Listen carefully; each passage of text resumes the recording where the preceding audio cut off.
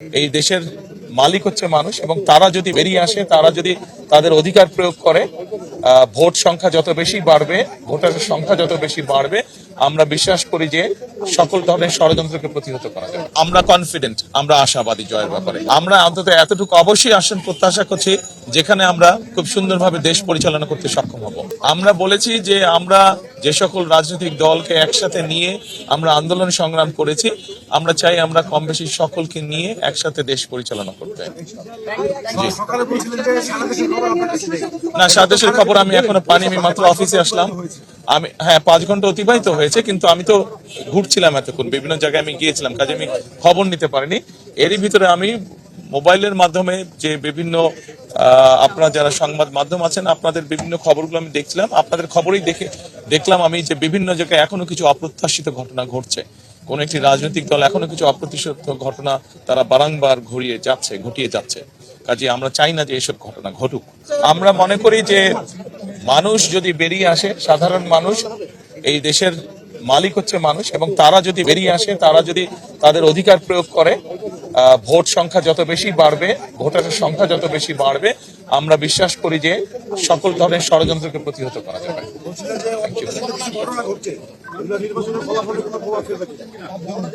এগুলা নির্বাচনে যারা এইসব ঘটনা ঘটাচ্ছে তাদের প্রতি তো মানুষের বিরূপ ধারণা হবে বলে আমরা বিশ্বাস করি, কারণ ঘটনাগুলো তো ভালো না। তারা তো বিভিন্নভাবে বিভ্রান্ত করার বা অনৈতিক কাজ করার তারা চেষ্টা করছে, কাজে তাদের প্রতি নিশ্চয়ই মানুষের বিরূপ ধারণা হবে।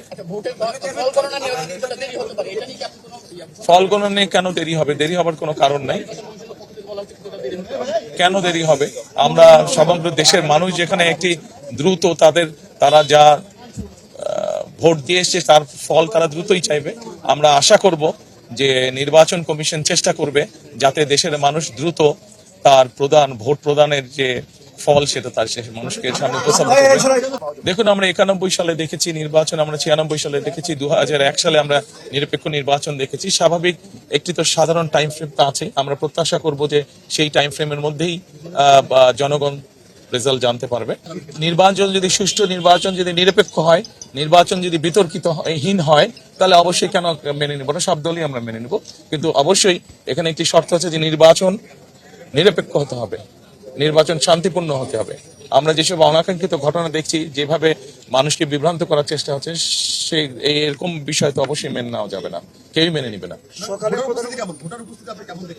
আমার কাছে মনে হচ্ছে যে ভোটার উপস্থিতি আমি যতটুকু ঢাকা শহরে দেখেছি, আমার কাছে মনে হচ্ছে আলহামদুলিল্লাহ মানুষ অত্যন্ত উৎসাহ ভরে তার ভোট প্রয়োগ করতে যাচ্ছে। এটা শুধু আমাদের আন্দোলনের সফলতা না, 17 বছর ধরে বাংলাদেশের কোটি কোটি মানুষ, কোটি কোটি ভোটারই ভোট থেকে বঞ্চিত ছিল, ভোট প্রদান থেকে বঞ্চিত ছিল। আমি মনে করি যে এটা সমগ্র বাংলাদেশে যে প্রায় 13 কোটি ভোটার আছে, সকলের জন্য একটি উল্লেখযোগ্য দিন, সকলের জন্য একটি স্মরণীয় দিন আজকের দিনটি। প্রধান উপদেষ্টার কাছে যেহেতু উনি সরকারে আছেন, ওনার কাছে হয়তো ইনফরমেশন বিভিন্নভাবে থাকতে পারে। আমি যেহেতু এখনো সেভাবে সারা দেশে ইনফরমেশন জানেন, কাজে আমি এই ব্যাপারে বলতে পারবো না। আমি শুধু ঢাকা শহরে যতটুকু দেখেছি, আমি তো বললামই যে মানুষের মধ্যে উৎসাহ উদ্দীপনা আছে। আমরা বিশ্বাস করি গত 2 দিনে যেভাবে দেখেছি মানুষজন লঞ্চ, স্টিমারে, ট্রেনে, বাসে করে বিভিন্ন উৎসাহ নিয়ে দেশে ফিরে গিয়েছে, যার যার এলাকায় ফিরে গিয়েছে ভোট প্রদানের জন্য। আমরা প্রত্যাশা করি যে সেই উৎসাহটার প্রতিফলন আজকে নিশ্চয়ই থাকবে।